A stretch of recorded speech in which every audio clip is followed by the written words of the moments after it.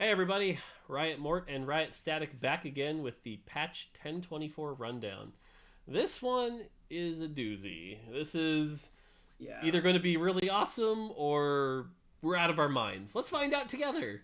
So, I'm stretching. I'm stretching right now, man. yeah, here we go. All right, so uh, let's talk about where we're at live right now. Where we're at live is generally balanced, with the exception of Talon, is not that bad.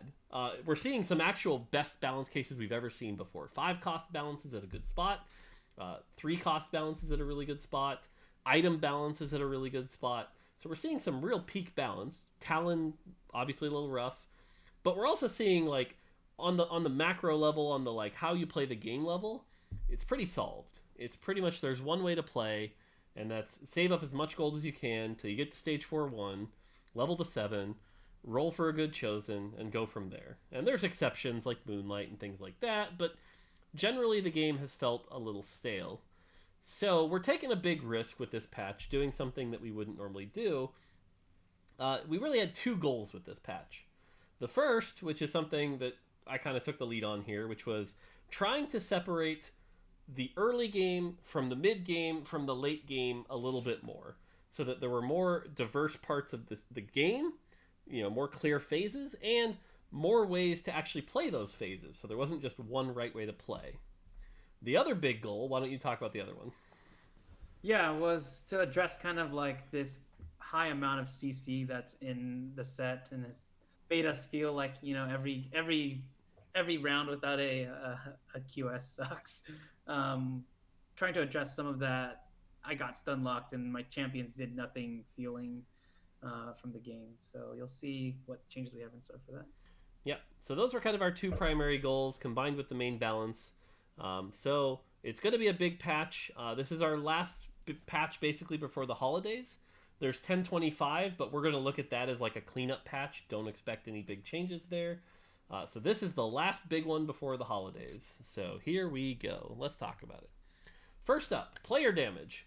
What we've seen on live is that stage 3 doesn't really matter that much. You just kind of play it. If you play your strongest board, try to not take as much damage.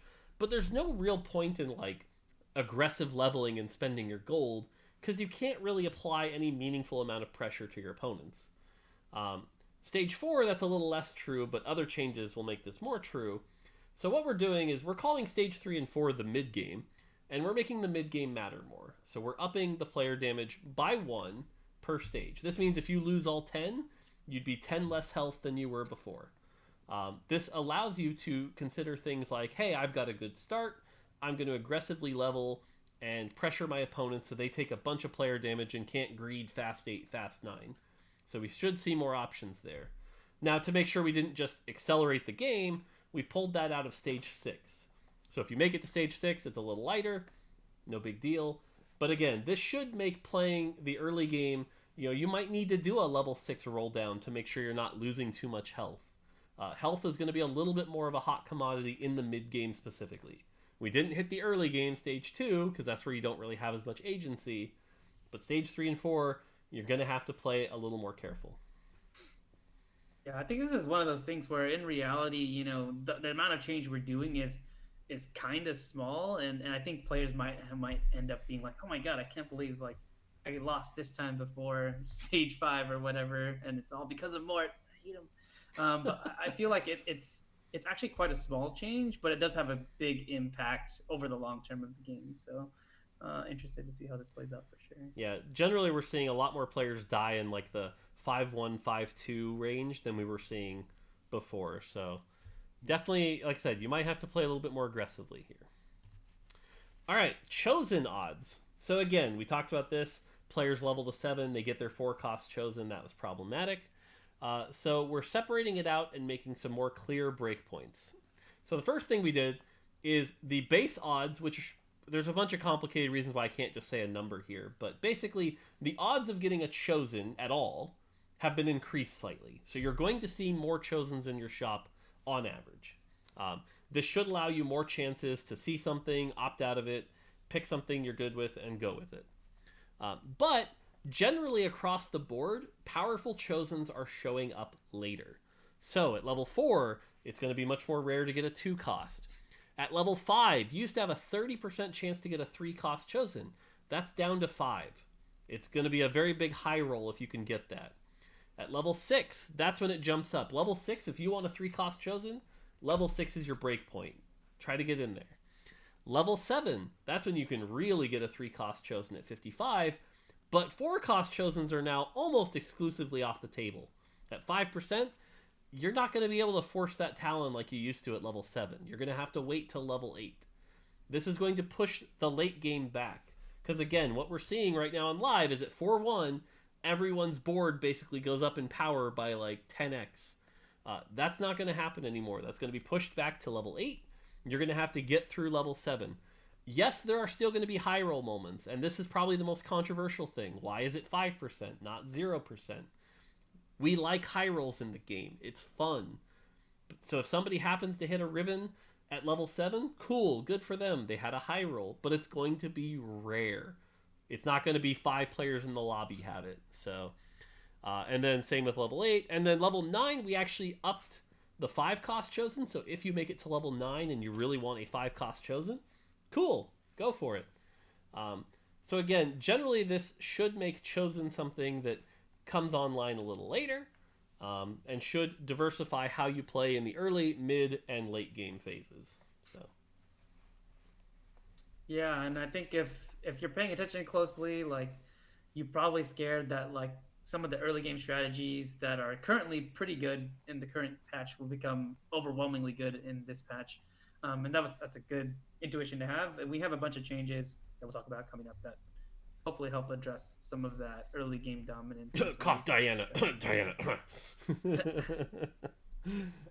Wow. I'm just, just coughing. It's all good. Yeah, just coughing, man. Yeah. All right, normal odds changes. So, again, kind of to the same point, what we're seeing right now is if you look at a 3-cost, like let's say a Kali, and a 4-cost, let's say Talon. Talon is pretty much better in every way. Like, why would you play Talon? Or why would you play Kali when you could play Talon? And that's fine. Like, that's what the cost structure is for, right? Like, a 4-cost should be stronger than a 3-cost. The problem is, it's too easy to get those 4 costs.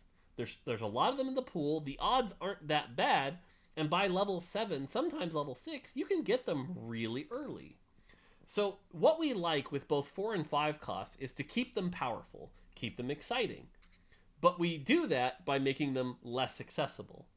So this means you're not going to get them as early, and you're going to have to play through the 1, 2, and 3 costs to get to the 4 costs, to get to that late game, versus, surprise, the late game is here already. So basically what we did is at level 5, 6, and 7, in all cases, almost cut the odds of getting a 4 cost in half. You'll still see the occasional 4 cost, which is good. You see an Ashe in your shop at level 5? Cool, pick it up. But the odds that you 2-star that Ashe are going to be much lower. Late game is going to come later.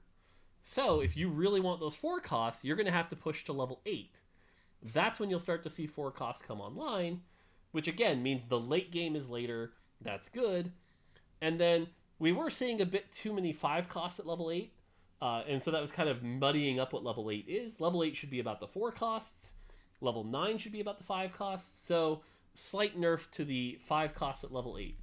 And so again, this is all under the guise of separate the early game where you play 1 and 2 costs, the mid game where it's all about the 3 costs, and the late game where you play the 4 and 5 costs. Yeah, I mean, just play testing this over the past couple weeks, like, it's really, you feel like a much stronger connection to when you hit those 4 costs now, instead of just feeling like it was supposed to be given to you. And so if you hit like a Shen, it really opens up your options and makes you think, oh, I've got these potential ways to go.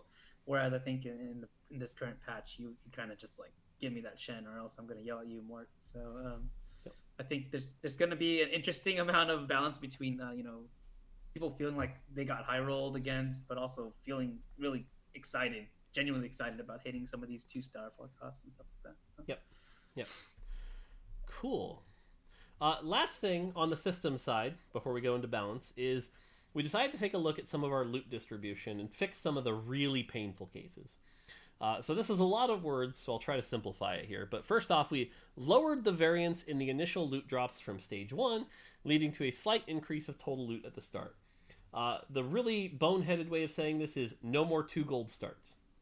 The more elegant way of saying this is there were a bunch of variations of roles, and 3 of them I would call low rolls. We basically eliminated those 3. So now, basically, everyone is getting about the same value of a start. It comes in different ways of items and gold and Nico and champions and things like that, but there's much less variance leading... And the fact that generally you have more gold means people who want to like level to 4 or try to econ, there should be more optionality at the start. So, yeah, I mean, frankly, these changes are the ones where I trust more, and if it's bad, it's totally his fault. oh, it's totally my fault for sure. The other one here is we reduce the extreme variance in item distribution by 1, which should lead to less cases of similar item drops in game. So the long way of putting this is the worst case scenario, because Carousel, you get to pick what items you want. So let's put Carousel aside. The worst case was you got 8 items, and 4 of them were one item, and 4 of them were another. So it was possible to get 4 belts, 4 cloaks.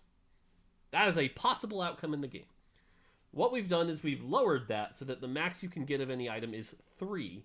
So now the worst case is like 3 belts, 3 cloaks, 2 armor. That should lead to worse, really crazy bad cases overall. So again, most of the time you won't even notice this, but in those really bad cases, they're not as bad. And I mean, who doesn't want to build 4 Zephyrs though? I mean, at 4 Zephyrs, it starts to actually almost be good, you know? Like half their team's gone. And then finally, Gray Orbs. You won't even notice this, but very slightly, I think their average value went from like 2.6 to 2.8 gold, and lowered the Nico drop rates from 3% to 2%. So just a little bit less Nico high rolling here. Generally, you'll see a couple other changes throughout this patch, but the amount of Nikos was a little high, so we're just pulling that back just a tiny bit. So cool. All right, that is it on the system changes side, but that's a lot of changes. That'll make the game very different. Let's talk about balance. So, first off, right away, any of the Chosens that had their bonus stat as AD, that bonus stat was 30 AD. That is being reduced to 20.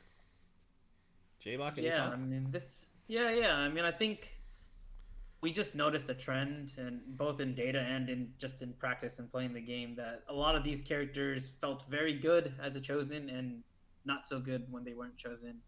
And it just turns out a lot of these, AD focused characters tend to have AD multipliers on their kit, like a Yasuo, his spell does 80% damage, and basically Aphelios does that with his hunter trait and his turrets, and Talon and Zinjao, etc., etc. So they tend to multiply out really well with that stat. So that number does not need to be very high to be very valuable. And then hopefully this is going to allow us to balance the chosen version of the of these champions a lot better with their non-chosen counterparts. So you might want to actually play them once in a while when they're not chosen. I know they can't really apply this to some of the 4 costs because they were already kind of good, but especially at the lower cost tiers, you never want to run a non-chosen Yasuo. Like, it's just kind of trolling. So yeah. I think Aphelios is the best example here, where it's like the gap between non-chosen and chosen Aphelios is very wide. And so this nerfs all these chosens, but you'll see some other changes coming up where if they had bad bases, we're buffing them up to compensate. So like in Aphelios' case, he's getting some buffs elsewhere to compensate, whereas like in, I don't know, Ash's case, maybe she doesn't need it. Maybe she's just fine, and chosen Ash just isn't quite the insanity that it was before. So, Yeah. I think the majority of the champions shown here, we are touching them though. So yeah, I think Ash is actually the only one we're not. So yeah, and Talon's eating a nerf, but yeah. yeah. Talon's got a whole other thing we'll talk about. So cool. For sure. All right, traits. We actually took our hands off of traits for the most part. Again, we focused on the champions and the systems. So there's only a few traits here. The first one is that we are seeing a cultist chosen being way too big of a power spike when we introduced it being counting as double, like Keeper. For Keeper, this has been good, but for cultist, it was a little too good. So now instead of it counting as double, it simply counts as +1. What that means is a 2-star chosen used to give Galio +4 levels. Now it's 3. A 3-star Chosen, it was very important to 3-star your Chosen if you're running Cultist. And now it's just +4 instead of +6. So slight nerf to specifically Cultist Chosen here that I think is really required because Cultist Chosen probably the best opener in the game by a good mile. Yeah, I think this is really important for us to do preemptively because with all the system changes we just talked about, that early and mid game is going to be drawn out more, and this means Cultist has a bigger time to shine with their power spike. So addressing this was pretty important, I think. Sweet. And then on the Fortune side, shout out to Leduc again as he was making his loot table. He found an error in our 11 lost drop, so fixed that error. So now it's the same value as all the other 11 drops. Good stuff there. And as I mentioned, we slightly lowered the drop rate of Nikos from the 6 Fortune table. So you'll just get a little less Nikos if you're running 6 Fortune. Again, we were seeing just a bit too many. Small thing. You'll barely notice it. So, cool. That's it for traits. Let's talk about champions. On the 1-cost side, Diana and Lissandra both getting nerfs. What are your thoughts? Yeah, I mean, like I said, with the changes, we wanted to make sure we address some of these early game strategies that are extremely dominant. I think both Lissandra and Diana especially have been standing out as extremely powerful early game strategies that can actually stretch into the late game decently. And with the changes to systems, we really needed to hit them. So you see here that we nerfed Diana both 3-star and 4-star shield, but it was mainly aimed at the 4-star. And also just nerfing Lissandra's 4-star damage a little bit. Yep. Playing them internally, they still felt pretty powerful, so I'm not really worried. But hopefully this keeps them in the right power level relative to the rest of the set. Yeah, I think in particular the 1-cost Moonlights being the strongest has always felt a bit off to me. So I'm glad to see these nerfs go through, and then like you said, combined with the system changes, that's good to see. So hopefully this brings them down to still very strong options. Like if you get a Diana Moonlight Chosen on 2-1, I still think you take it, but maybe not quite the end game dominating performance it was before. So speaking of which, Nami, Mana nerf. Yeah. Poor Bubble Bobble. Hopefully the Bubble Bobble is still all right, but again, with the early strategies becoming more a higher priority in the next patch, we wanted to address Nami, who's incredibly powerful if you can get Ludens onto her early. This is just going to lower her repeat cadence a little bit so that she isn't just stun locking your team and destroying them with her Ludens procs. Yeah, I think this one does twofold, right? Because it addresses the early power of Ludens, but it also hits our goal of less repeatable CC, and so Nami won't quite be the CC bot she was before. So I think both changes are healthy for the game here. So cool. And then Yasuo, as we mentioned, he's sort of the first one here that chosen Yasuo, really strong. Not chosen Yasuo, not that strong. And 1 and 2-star Yasuo, not that strong. So they're getting a very slight buff here. Yeah, in general with these AD % scaling spells, we tend to not actually have to change that number very much for them to scale really well with the game time. So I think this just brings him closer to what he should be anyways. And like I said, it was compensation. In some ways, it was compensation for the chosen nerf. So yep, cool. All right, 2-cost Aphelios, AD buff, which basically puts him back on par for chosen and better for non-chosen, and a slight mana buff, so he gets his first turret out. I think this is just I'm actually I think Aphelios is gonna be really good next patch. I'll just say it now, but yeah, I mean.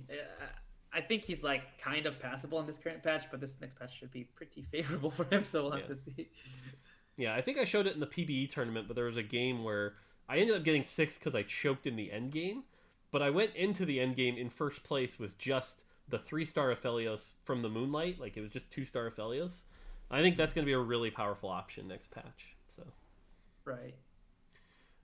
Okay, Jarvan. I am so excited for this change. This change, man. Okay. So Jarvan, we went through 5 iterations over the last 2 weeks. It was a lot. To be honest, most of them weren't good. I was actually pretty worried. And then last minute we put this one in, and I've been playing with it, and it is fun. But generally we call this the Flag Man. And so he gets to cast his flag a lot more. His mana went from 60-120 to 50-80, but it is only a 1-second duration, so less stun. But he gets to Flag Man around the map a little bit more often. Yeah, I mean he's a lot more fun to watch. Reminds me of Rakan a little bit from last set. Yeah, the stun duration going down was a theme we were kind of trying to stick with. We want to reduce the amount of time units are just stunned and getting waiting for the next stun to come in. So you'll see when you play Jarvan in this patch, he's gonna get off his to the back line. He's gonna get to the back line pretty quickly, but not like stun lock them. And then he's actually going to return back to like the other corner of the map. It's pretty fun to watch, actually. I don't know what players are gonna do with it. It's gonna be interesting. Nice. Pyke. So Pyke has, I think, secretly for most players, maybe not for high elo players, but secretly for most players, been the strongest champion in the game, minus like a few of the 4 and 5 costs. Like, Pyke is a god. Chosen Pyke is insane. So we're finally taking him down a notch, which I think is good, and hurts early cultist, which I think is good. So pretty happy to see this Pyke damage nerf. Yeah, he's one of those the champions where we saw in the data since the beginning of the release it was quite favorable for him. But we always just pushed it off as it's fine. He's in compositions that aren't dominating the game. But going into this next patch, we kind of wanted to head it off before he became too much of an issue. Yep. A Zed buff, again, this is to slight compensate for the Chosen nerf, but also just make Unchosen Zed a little bit better. Because again, data-wise, despite perception, data-wise, he's looking really bad. So we went with a very light attack speed buff. Makes a lot of sense to me. Just as a random note, Unchosen Zed, it just sounds so sad. It does. He's unchosen. I will call out, of all of the changes, even though this is like a really safe change, I am a tiny nervous of this one. Just a little. Especially with the Team Liquid qualifier, Asian Gamer 5 doing really well with it. But we'll see. I think overall it's good. I think Zed is supposed to be a strong champion. But I'll just wave a minor cautionary flag here. That way players can't be like, what were they thinking? They didn't even know. I kind of maybe knew. It's okay, we'll blame Kent. All right. Perfect. I mean, Kent wanted to put it at 0.85. Attack speed's just so synergistic with Zed's kit, which was intended, but I think that's what Mort's kind of bringing up. Is like that number going up just by a little might mean a lot for Zed. Yeah. Cool. And then the last one, this one's really interesting, and I didn't expect us to do this, but it ended up in a pretty cool spot. Why don't you talk about Lulu? Yeah, I mean, he's another character who we went through a whirlwind on this patch cycle, like with 5 different changes, and she had stuff added to her and removed to her like every day. But yeah, so again, with our CC changes, we want to reduce the amount of time people are stunned. So we found a nice minimum number at 1 second where she'll knock things up and they'll come back down and basically continue to fight. And then after that, we basically explored this interesting direction where the fantasy of Lulu is actually not to just like make them big temporarily, but actually to like make her whole team big, and then they kind of like run over you by the end of the fight. So instead of the health buff only lasting for 6 seconds, it's going to be the rest of combat. And we fixed a bug that was actually really bad for her. If you ever got into like overtime situations or where she was generating a lot of mana, she could refresh wild growth on the ally and it actually wouldn't do anything. It would just make them bigger for longer, but it actually wouldn't heal them and it wouldn't trigger the knockup. So I think this is maybe a slight buff. I've had a hard time getting the power read on this, but she's done well in our playtest, certainly. Yeah, I think it's a net buff for Elderwood and Mage, who both need it. So I think it's a good thing. Cool. All right, on to 3 cost. We talked about this a little bit, but Akali. Akali gets a very slight spell damage buff. Yeah, I think just data has shown her pretty weak post the spell cast mana lock changes, and we've been slowly pushing her back up, and I think this will get her into the right spot. So sweet. Xin Zhao, another slight buff. Yeah, we released him a little weak, and that's just he went through a kind of a whirlwind of balance changes near the end of last patch's release, and I think this will get him closer to being what he deserves to be at 3 cost carry. So he's going to be scary, but he's not going to be unstoppable, and he certainly won't. He will have some unreliability due to being melee and having to cast and have these slower fights. So. Yeah. Okay, Jinx. This is one of our 3 really complicated changes this patch. So yeah, she goes from 50 mana to 120. So like almost an Aphelios size change, big change. So she will be casting her spell a lot less. It used to be you could get it down to 2 auto attacks, and now it's going to take 4, 5, 6 auto attacks if you have a Shojin, things like that. The stun duration goes up if you're at 2 and 3 stars, so you get a slightly longer stun. The damage goes down pretty significantly here. So Jinx can't just be the sole carry of your sharpshooter comp. You can't just put everything on Jinx and expect her to do all the work. She can stun, but she can't kill everything. The stun used to just hit the targets she hit. So for example, if you had 4 sharpshooter, you got 3 bounces and you stunned 3 targets. Now the stun will stun everything in a 1 hex radius of the targets it hits, meaning it is possible to stun an entire team if you get the proper bounces here. So more impactful stun. And if you get chosen, you get the mana reduction. So her mana goes from 120 to 90, so she can cast more often. The general idea, high level here, is that Jinx stuns less, but each individual stun is more impactful, and she can't be the carry. So, yeah, I mean, Jinx was like the poster child for kind of these really frustrating fights where she could get into this cycle where she's just permanently stunning your team and you just kind of feel like they're not doing much.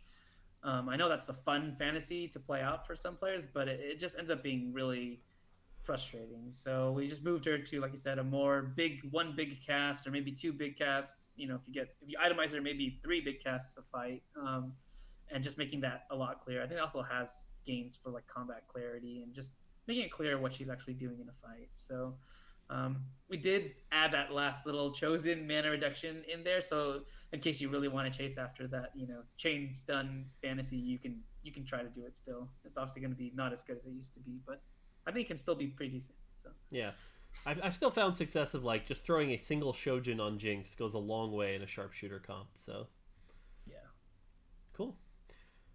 All right, 4 costs. Cassiopeia, another one of the CC people. Gets a slightly higher mana, but gets compensated with when she casts her spell, they take more damage.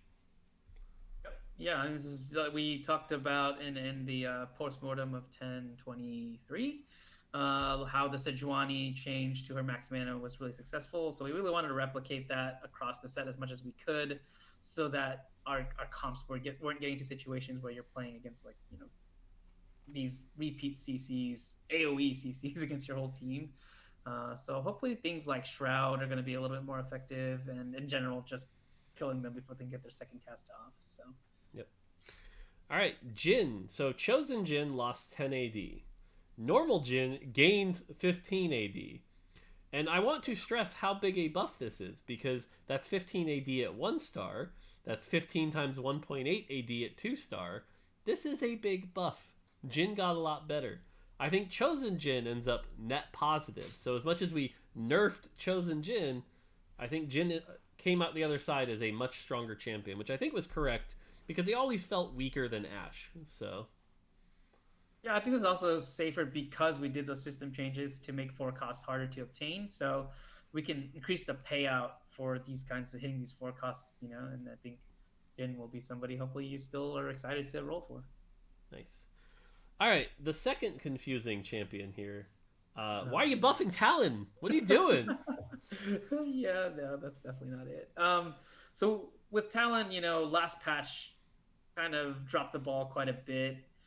We were hoping to open up, a lot of vulnerability in this character, but he ended up just being invulnerable, literally, and jumping over and killing everybody. And so this patch, we're doing 2 major changes, which are in the bottom part of this box here, but his spell no longer refunds mana on kill, so he's never going to instantly kill something and then leap and then cast his spell again and do it again. He's going to have to build up again with his attacks. And the second big change is he's no longer invulnerable while he is in his leap. So basically, if, for example, Ahri is casting an orb in the area and he's leaping, he will still take damage and he will still die if it kills him. But he does maintain untargetability and unstoppability, which means he can't be CC'd while he's leaping, and he can't be acquired as a new target. So, for example, like Ahri won't target him purposely while he's in midair, but if she was already throwing in that area, she'll just hit him. So those are the big nerfs to the character. To compensate slightly, we lowered his just base mana, so in case he gets stuck on some target, like a tanky target, he actually has a little bit of a better chance of eating through them by just repeat casting his spell.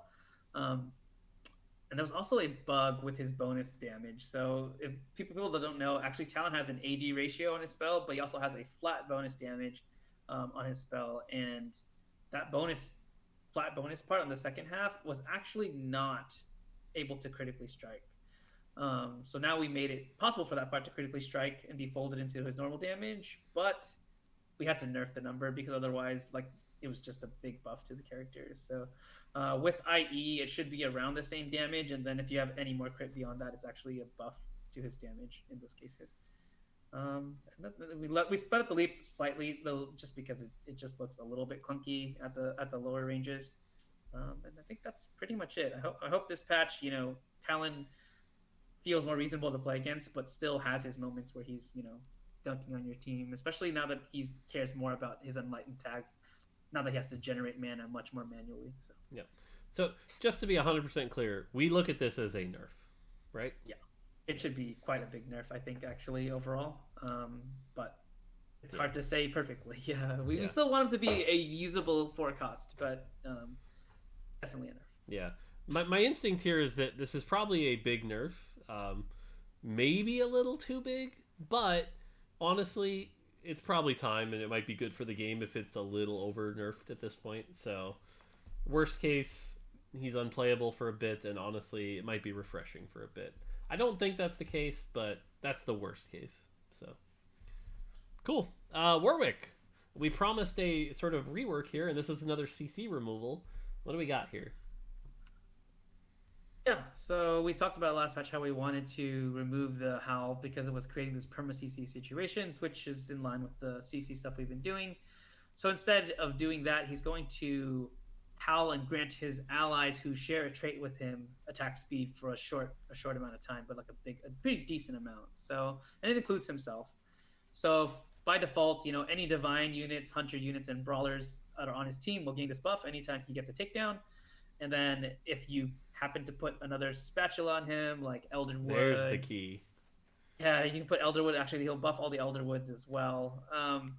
It's going to be pretty cool in those situations. I don't know if it's going to be like a primary way that he's going to contribute to fights, but we added that in, and hopefully it makes some interesting stuff. On the base stat side, we talked a little bit about his high and low case. So his high case right now, when he gets the perfect items like Deathblade, Hurricane, QS, he's a monster. And that's because he needs that AD to really like get his engine going and deal the optimal amount of damage. So what we ended up doing was reducing his attack speed and increasing his base attack damage so that he kind of needs the attack speed and attack damage stats a bit more equally instead of being reliant specifically on very specific items like Deathblade to get damage out. Yep. So now, fun challenge for the viewers watching if you want to try this. I love this whole like shares a trait with him. This is a cool thing we've never done before. Now this attack speed scales with AP, right? I don't think we hooked it up for this patch, but we could probably do it for future patch. Okay, I was gonna say you know who has a lot of AP and works really well with the trait is Warlords. Warwick giving all the Warlords attack speed sounds really fun. So yeah. I mean, cool. It's gonna be interesting for sure. Cool. All right, on to 5 costs. Azir, another CC reduction, just gets less repeat casts. Should be good for the game. Plus, Azir was good anyway, so. Sweet. Lee Sin, I'm happy to see this change in, but similar vein, less CC. Lee Sin now stuns his primary target a little longer, so we can knock him out of the ring, but doesn't quite get that free AoE CC by knocking people around. Yeah, I think this is one where it might be a little confusing because like we're talking less CC, but in particularly like he's gonna have less AoE CC, which ends up being kind of more the frustrating points, right? Where my whole team just couldn't move.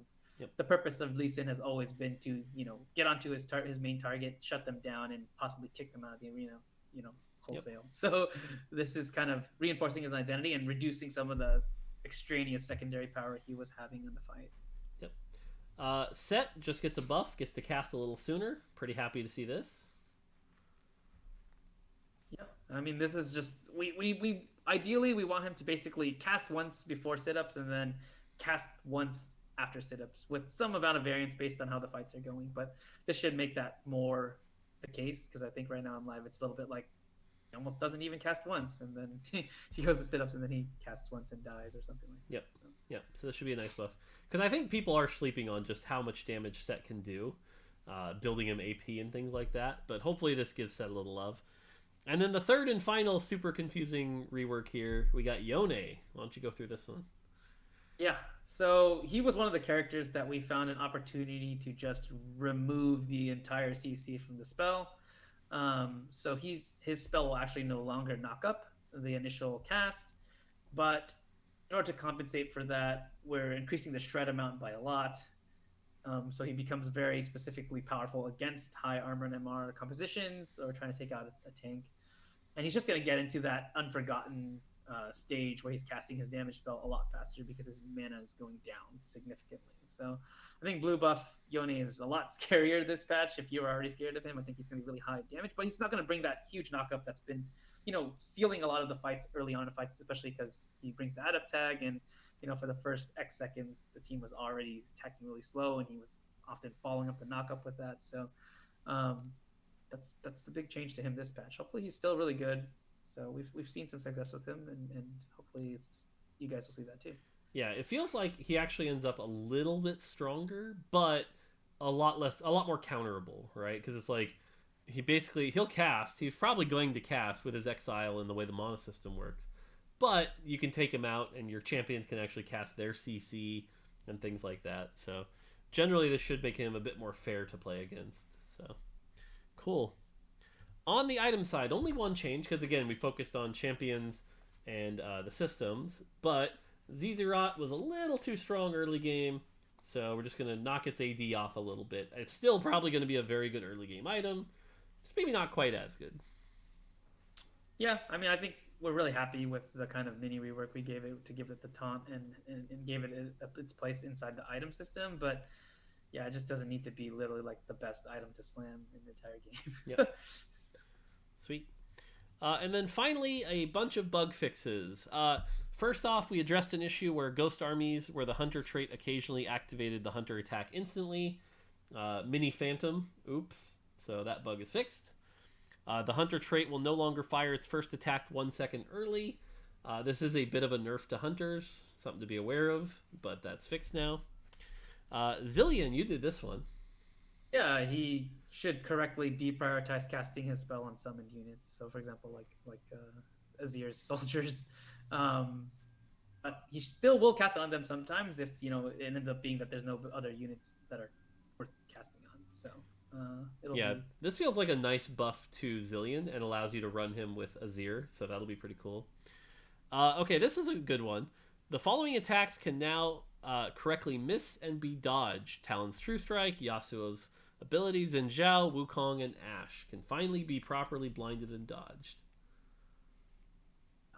Yep, it's a long time coming. It's very complicated, the truth, but it's good that we get this bug fixes out. Fiora will no longer change targets after casting her spell. Thank God for that. I still don't know why she does it though, Mort. But you fixed it? I did fix it, but I'm like, I didn't know why the bug exists in the first place. Gotcha. And then finally, fixed a bunch of issues around attempting to purchase a Chosen with a full bench, such as it no longer removes a gold from you and things like that. So hopefully those issues are just all resolved. So cool. All right, that is it for what is probably the last big patch of Set 4 before Set 4.5. This is a doozy.